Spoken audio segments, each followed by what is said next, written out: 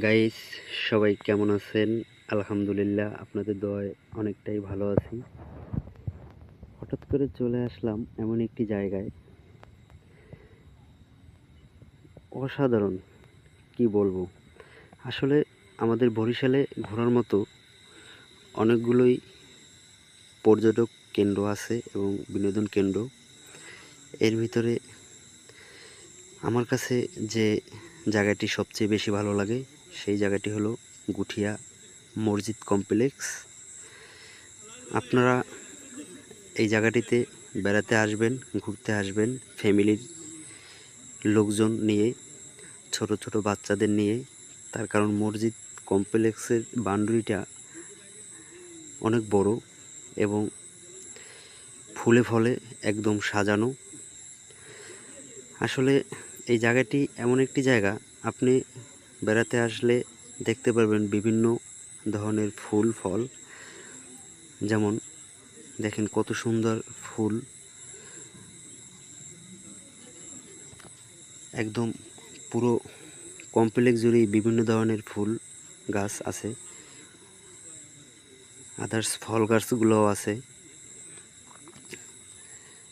তো আমরা জানি হলুদ ফুলগুলা গাঁদা ফুল নামে পরিচিত, কিন্তু আসলে এটা গাঁদা ফুল না, এটা গোলাপের মতোই একটা ফুল।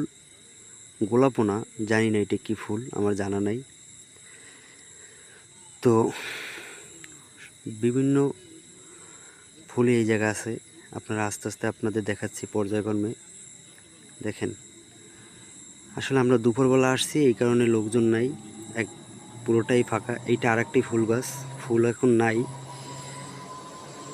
তো যা বলছিলাম, দুপুরবেলা আসছি এই কারণে, ভর দুপুরবেলা, তো এই কারণে লোকজন নাই।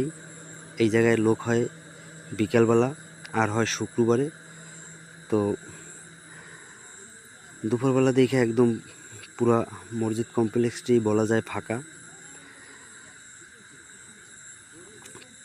আপনারা এই জায়গায় বেড়াতে আসলে আমি আশা করি আপনাদের, কি বলবো, ইবাদতের জন্য পুরুষ মহিলাদের আলাদা আলাদা জায়গা আছে, পাশাপাশি ছোট ছোট বাচ্চাদের ঘোরার মতো হাঁটার জন্য জায়গা আছে, ওরা ঘুরে অনেক মজা পাবে। মসজিদের কমপ্লেক্সের পুকুরঘাট, দুপুরবেলা ক্লান্ত হয়ে গেছি, এই কারণে একটু হাত মুখ ধুয়ে নিলাম। সবাই আসবেন এই জায়গাটিতে, আশা করি আপনাদের অনেকটাই ভালো লাগবে। তো মসজিদের পুকুরে গোসল করার জন্য, ছোট বাচ্চাদের সাঁতার শেখানোর জন্য নিয়ে আসবেন, ওরা সাঁতার কাটলে অনেক আনন্দ বোধ করবে। সবাই ভালো থাকবেন, সুস্থ থাকবেন। আসসালামু আলাইকুম। সবার সুস্বাস্থ্য কামনা করছি।